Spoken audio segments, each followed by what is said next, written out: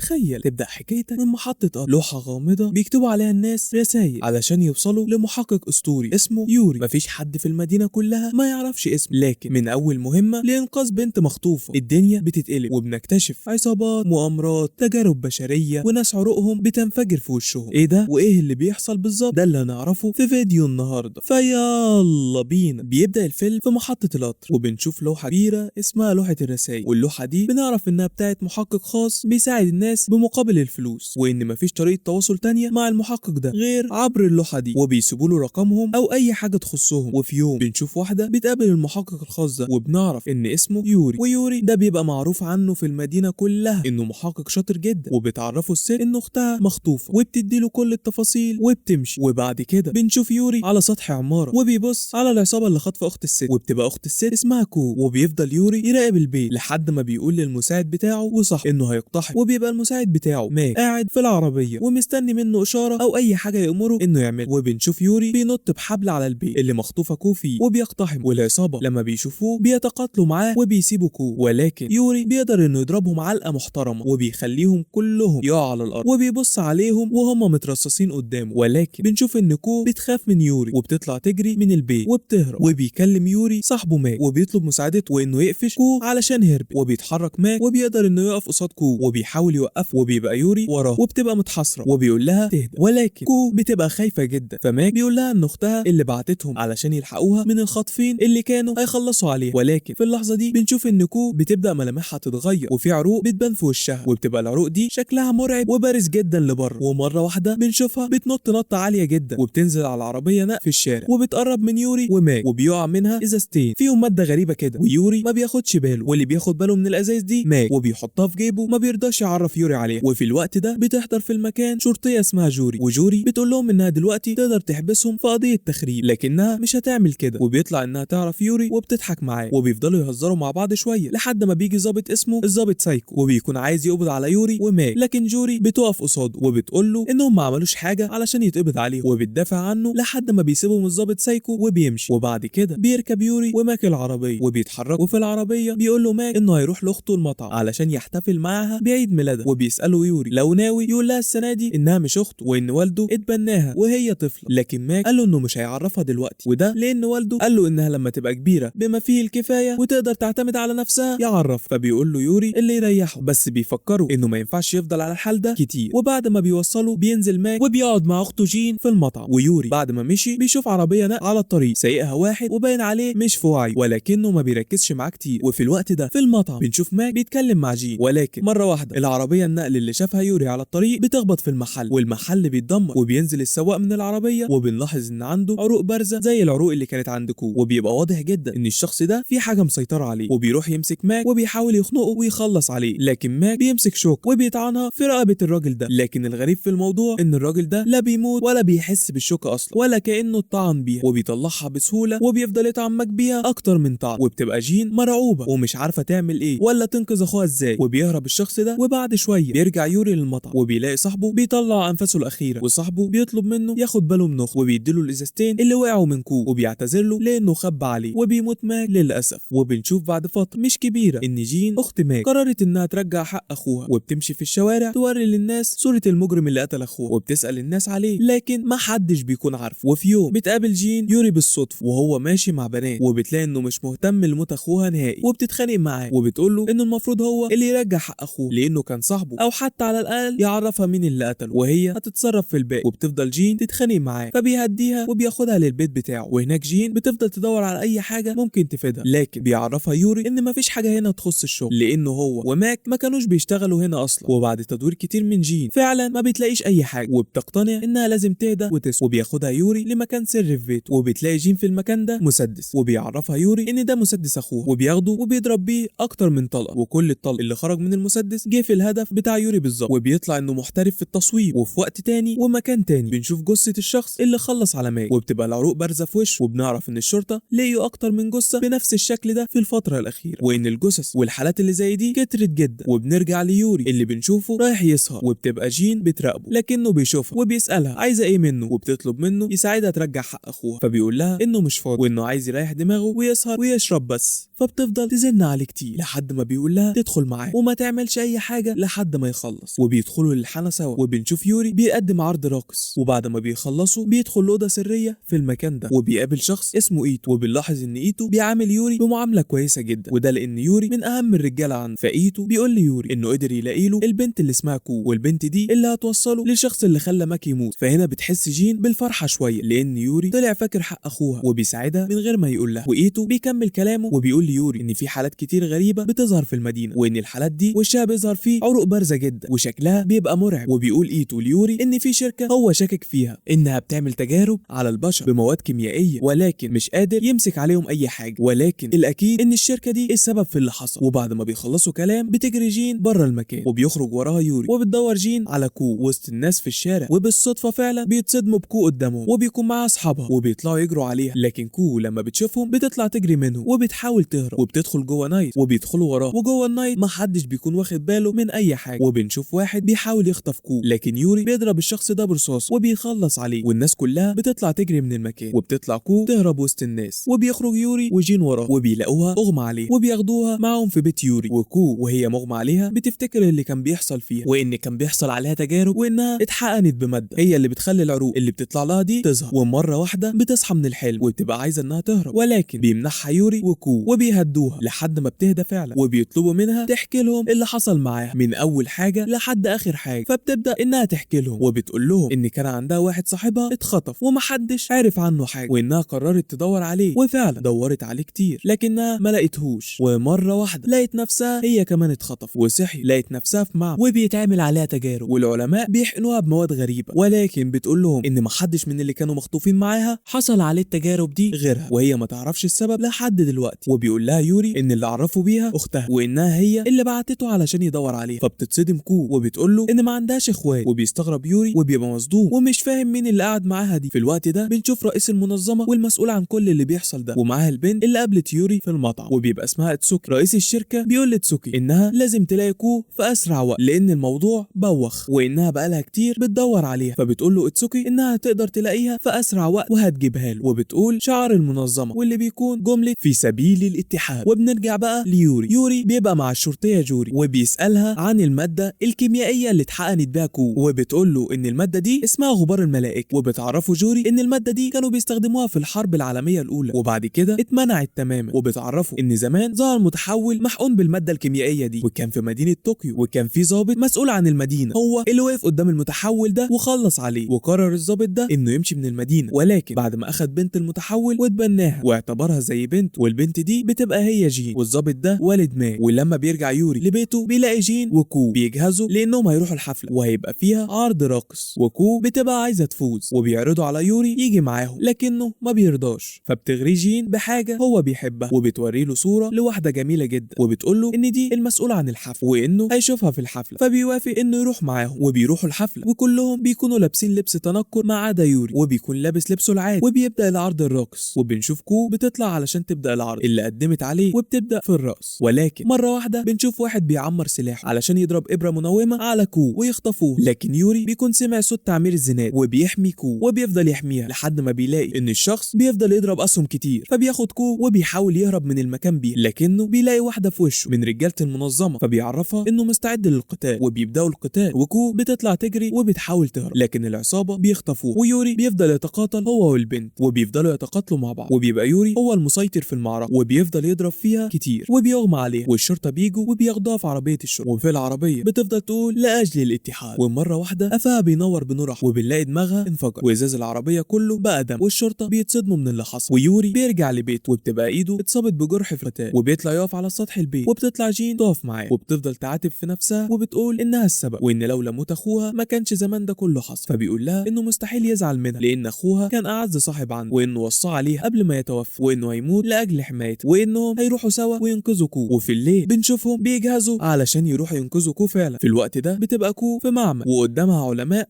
واتسوكي بتبقى بتتكلم مع رئيس المنظمه اللي بيعملوا التجارب على البشر. ومره واحده رئيس المنظمه بيخلص على اتسوكي وبيقول لرجالته يخلصوا على باقي العلماء، والرجاله بيضربوا نار على العلماء كلهم وبيخلصوا عليهم. وبنشوف الرئيس بيتكلم على الموبايل وبيقول انه عايز طياره تنقله هو واللي معاه. وبنرجع ليوري وجين وبيكونوا في العربيه وفي طريقهم للشركه اللي فيها كو، وبيتصل على يوري ايتو وبيعرفوا بتفاصيل تخص رئيس المنظمه، وبيعرفوا انها منظمه المنظمة خطيرة جدا جدا وانه ممكن ما يرجعش من المهمة اللي هو رايحها، لكن يوري بيقول له انه هيعمل اللي هيقدر عليه وبيقفلوا الخط وبيوصلوا للشركة وبيدخلوا للمكان اللي فيه العلماء وإتسو وبيلاقيهم جثث وبيتخضوا وبيكملوا بحث في المكان لحد ما بيلاقوا ان في كمية حراس كتيرة جدا مستنيين. وعلى طول يوري بياخد جين وبيستخبى، واطلاق النار بنلاقيه شغال من كل حتة. وهنا يوري بيقول لجين انه هيبدأ في الخطة بتاعته، ومرة واحدة بنلاقيه قام وبيبدأ يتقاتل مع الرجالة دول، وبيبقى يوري قوي جدا وبيقدر انه يخلص على رجالة كتير لوحده، وبتساعده جين وبتوقع انابيب الغاز على الحراس، وبيضرب يوري رصاصة على الانابيب والرجالة بيموتوا. وهنا بيجي الرئيس وبيبقى معاه كو ورافع عليها سلاحه وبيهدد يوري انه هيخلص عليها لو ما مشيوش، ولكن يوري ما بيرضاش يمشي. فهنا الرئيس بيتحكم في شخص لابس حديد مصفى، وبيبقى الشخص ده قوي جدا وبيخلي الزعيم الشخص ده يتقاتل مع يوري، وبيطلع الزعيم يجري على سطح المبنى، ويوري بيقول لجين تطلع وراه وتعطله علشان ما يهربش، وبتطلع جين تجري وراه لحد ما بتوصل له. وهنا الرئيس بيهدي جين وبيبدأ يتكلم معاها بمواضيع تخص والدها الحقيقي، وبيعرفها انها متبناه وانه عمل تجارب على والدها لحد ما اتجنن ومات. وهنا جين بتزعل جدا وبتفضل تضرب الازاز الحاجز اللي ما بينهم وبتكون عايزه تخلص عليه. وبنرجع ليوري اللي بيقدر يخلص على الشخص اللي بيتقاتل معاه، وبيطلع لجين بسرعه وبيلاقيها بتحاول تكسر الازاز، فبيمسك المسدس بتاعه وبيفضل يضرب على الحاجز الازاز اللي ما بينهم وما بين الرئيس، وبيدخلوا على الرئيس وبيضربوا يوري وبيقع الرئيس على الارض، وبتمسك جين سلاح اخوها وبتصوبه على الرئيس، لكن الرئيس بيفضل يضحك عليها وبيقول لها انها ضعيفه ومش هتقدر تقتله. وفعلا بتعيط جين وبتخاف تدوس على الزناد، فبيحضنها يوري وبيقول لها ما تخافش من حاجه. وفي اللحظه دي الرئيس بيمسك السلاح بتاعه، وقبل ما بيخلص على جين بيضربوا يوري برصاصه بتنهي حياته. وبعد فتره من الاحداث دي بنشوف جين بتروح تزور قبر اخوها مات وبتحط عليه ورد، ولما بيصحى يوري من النوم بيلاقي جين في البيت عنده وبتنضفه، وبيسالها هي بتعمل ايه في بيته، فبتقول له انها هتبقى المساعده الجديده بتاعته مكان اخوها، ولكن ما بيكونش يوري موافق، فبتفضل تضربه وبتهزر معاه. وبيخلص الفيلم